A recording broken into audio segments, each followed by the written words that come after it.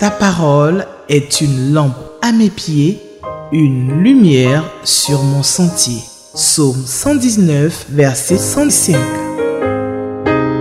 La méditation.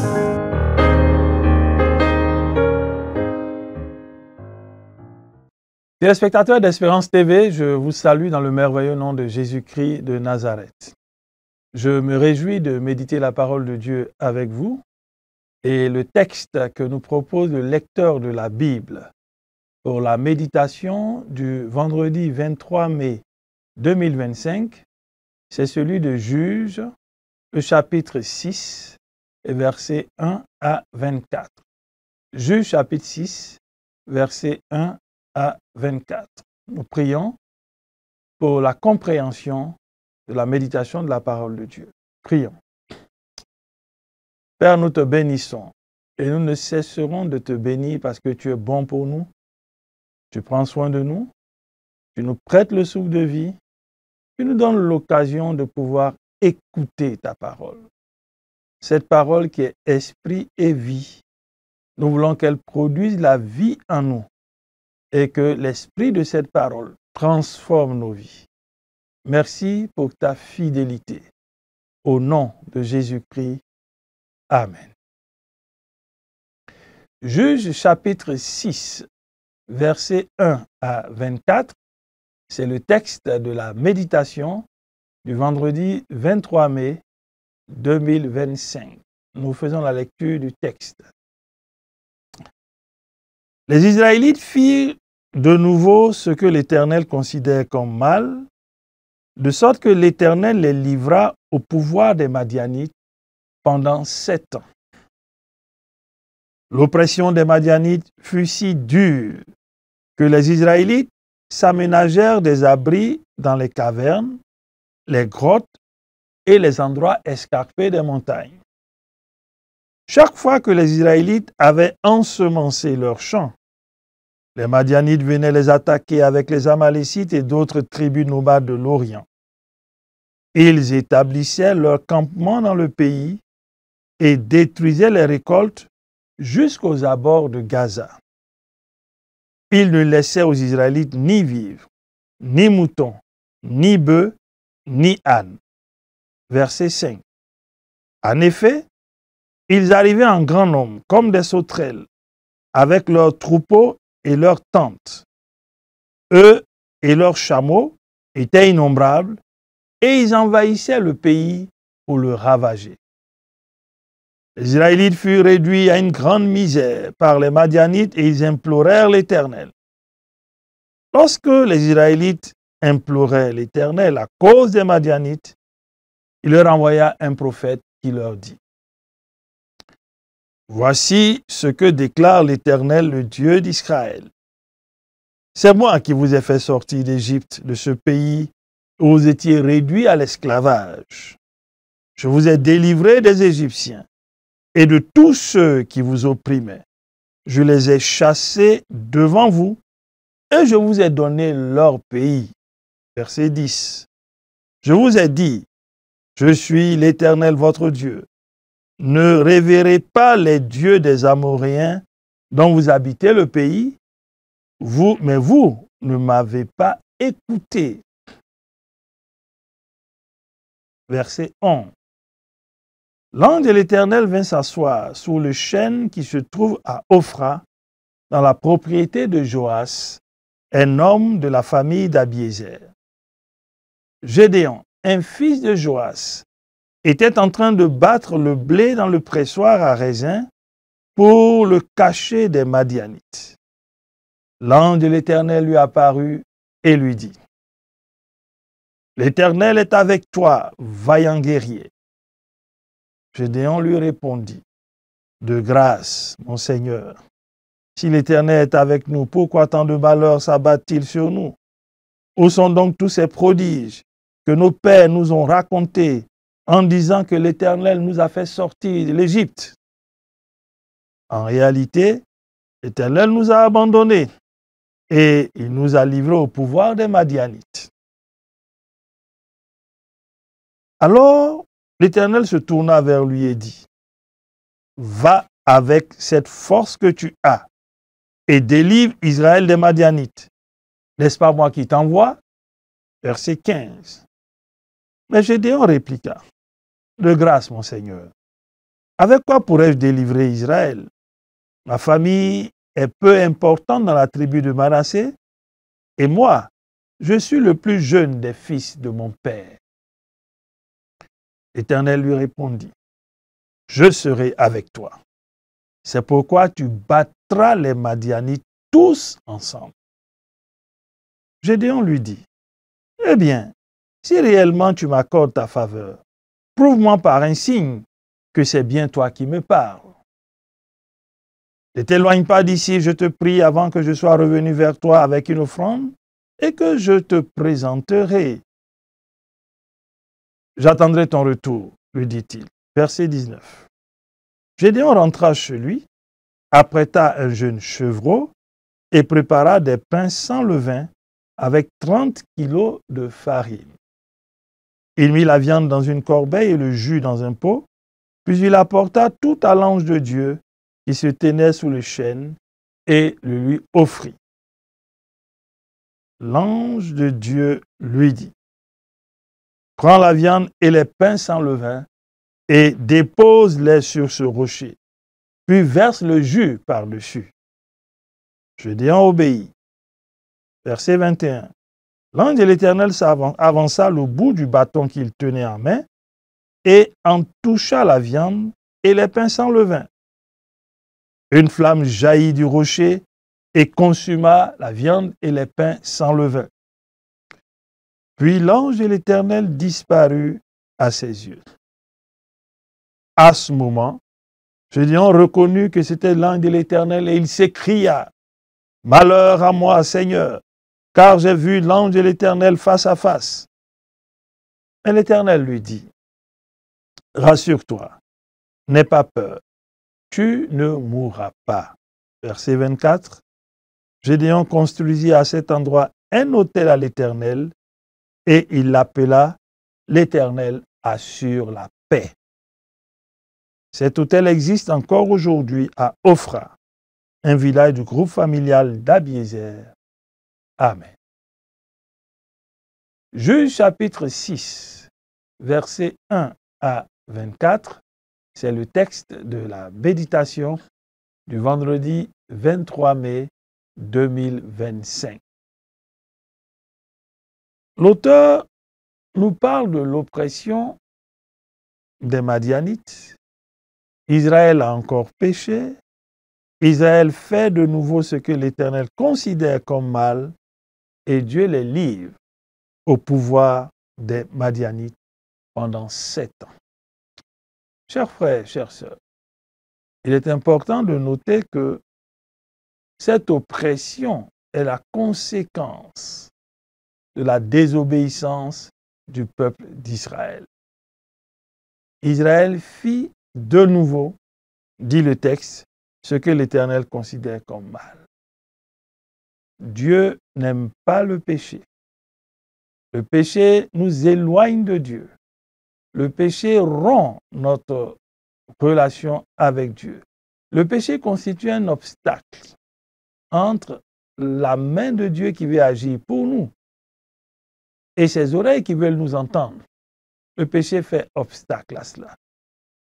Et la conséquence, c'est que le péché ouvre les portes à l'ennemi pour qu'il puisse jouir de nous comme il veut. Et c'est ce qui est arrivé au peuple d'Israël. L'oppression des Madianites fut si dure.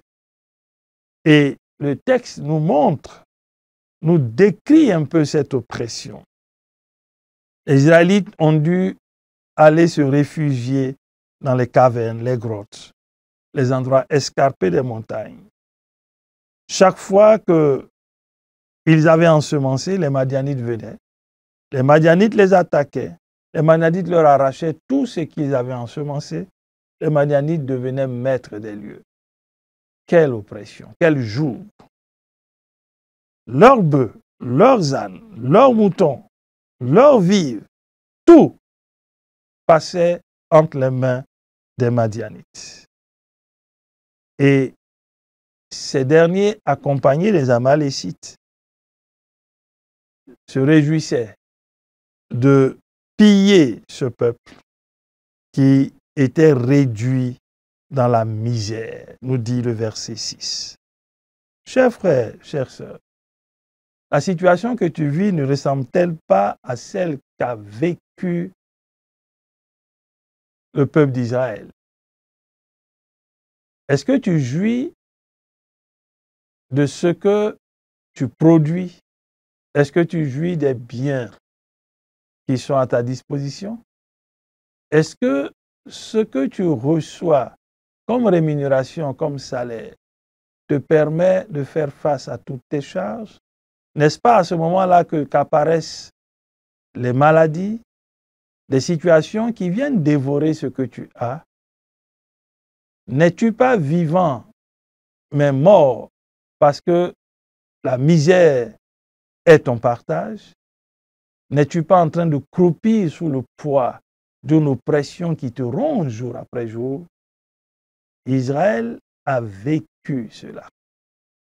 La bonne nouvelle, c'est que la Bible dit au verset 7 de notre texte, lorsque les Israélites implorèrent l'Éternel à cause des Madianites, il leur envoya un prophète. Oui, peut-être que ce que tu vis est la conséquence de ton péché. Peut-être que ce que tu vis n'est pas la conséquence de ton péché. Mais en tout état de cause, tu vis une situation qui te ronge.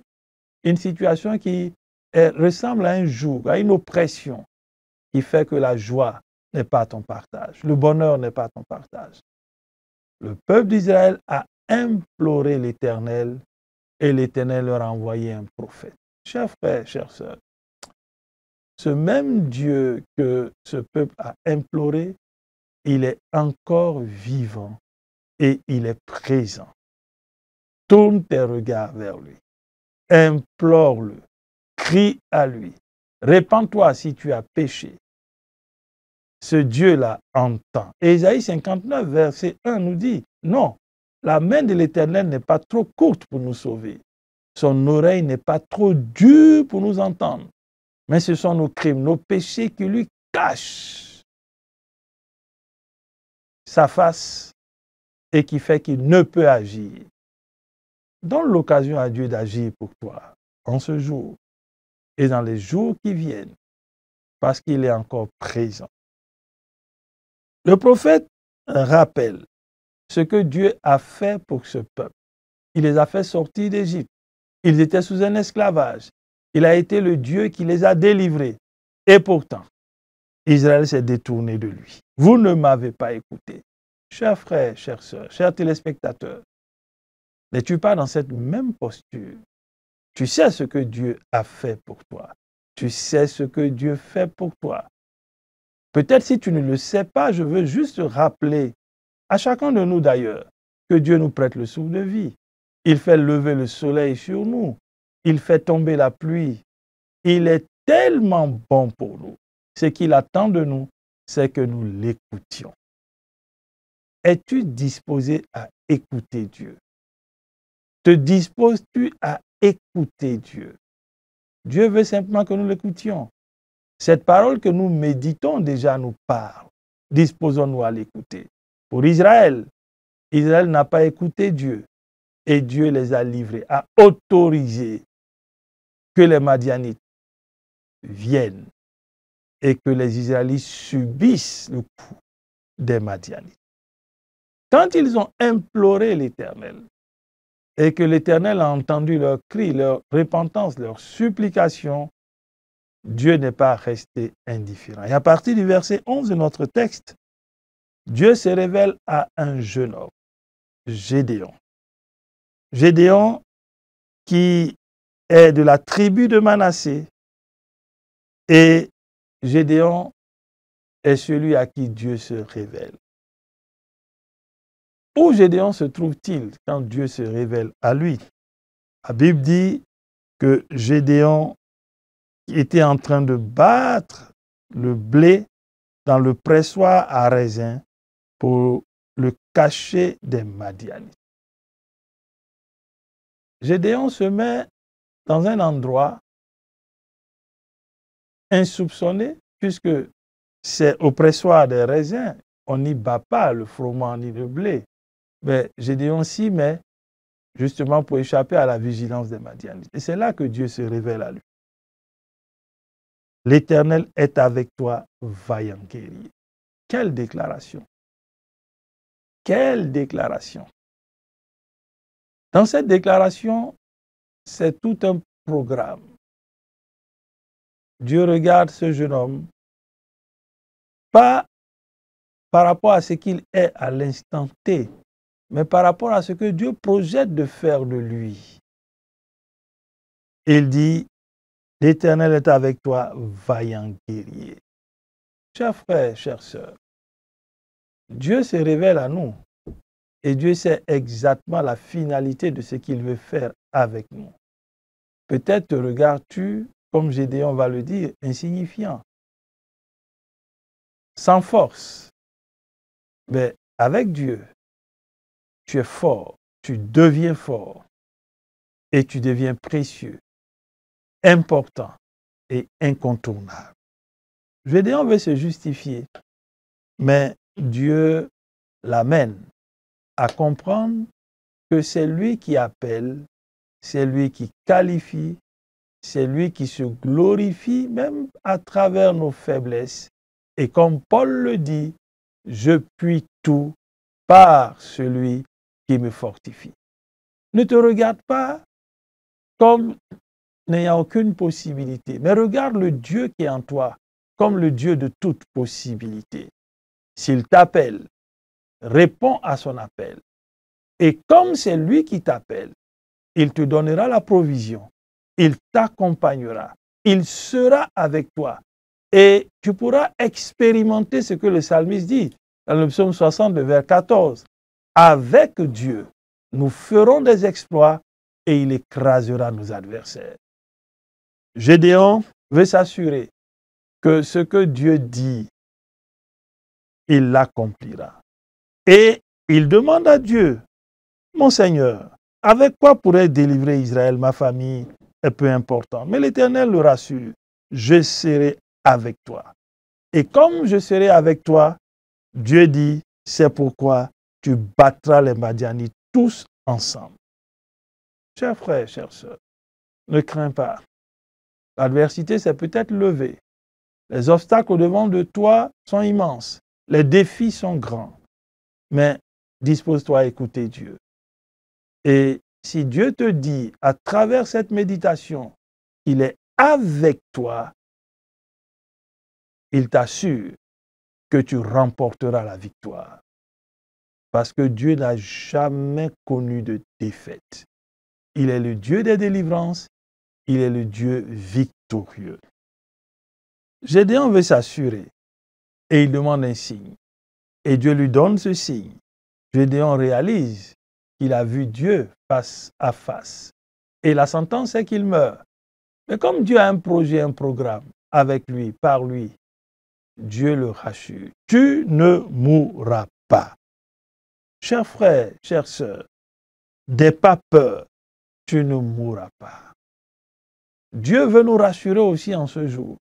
En dépit des erreurs que nous avons commises, en dépit de nos errements, nos égarements, pour autant que nous revenions à lui, ne nous laissons pas distraire par ces voix qui nous disent que nous mourrons. Non, Dieu te rassure parce que tu es revenu à lui, parce que tu crois en lui, parce que tu veux te reposer entièrement à lui. Il te rassure, n'aie pas peur, tu ne mourras pas. Quelle assurance et quelle parole, tu ne mourras pas. Gédéon bâtit un autel à l'Éternel et il appelle l'Éternel assure la paix. Bien-aimés, on peut retenir 3 choses importantes. Dieu se dispose à nous sauver, à nous restaurer. Revenons à lui par une repentance sincère. Dieu se dispose à être avec nous dans la mission qu'il nous confie. Si nous répondons à son appel, n'ayons pas peur. Il est avec nous. Dieu se dispose à nous accorder la victoire. quelle est l'oppression qui mine et qui détruit ta vie? Sous quel joug ploies-tu? La bonne nouvelle en ce jour, c'est que l'Éternel vient pour te délivrer. Répands-toi, reviens à lui, fais-lui confiance, persévère, reconnais sa présence et son autorité. Et assurément, tu expérimenteras de grandes victoires, de grandes délivrances. Oui, il est vrai que la nuit peut être longue, mais le jour paraîtra forcément.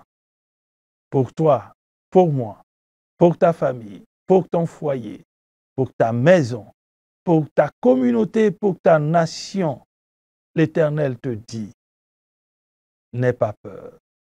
Tu ne mourras pas. C'est une parole certaine qui vient de celui en qui il n'y a aucune ombre de variation, de celui qui dit une chose et elle arrive, de celui qui ordonne et la chose existe. Ce n'est pas un homme pour mentir, ni un fils d'homme pour se repentir. Ce Dieu-là, il est digne de confiance. Fais-lui confiance. Attache-toi à lui. Écoute-le. Ne regarde pas à ce que tu es. Regarde à ce que lui, il est. Et tu verras qu'avec lui, tout est possible. Qu'allons-nous retenir pour notre prière? Nous allons bénir notre Dieu de ce qu'il se dispose encore à nous relever quand nous tombons. Il est le Dieu qui est amour et miséricordieux. Il pardonne. Nous allons venir à lui en nous abandonnant totalement de ses mains, en lui disant, nous lui faisons confiance. Il se glorifiera par nos faiblesses.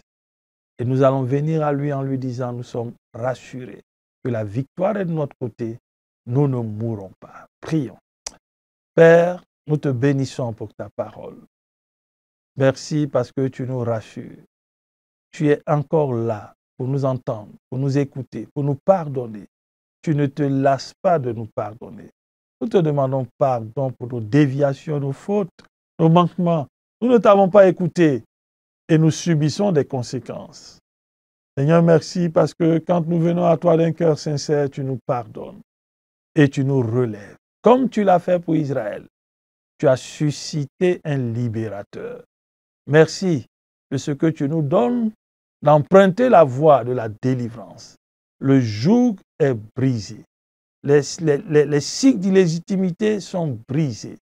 Oui, l'oppression est brisée parce que tu t'es levé. Donne-nous de marcher confiant avec toi, sachant que la victoire, c'est toi qui nous l'accordes.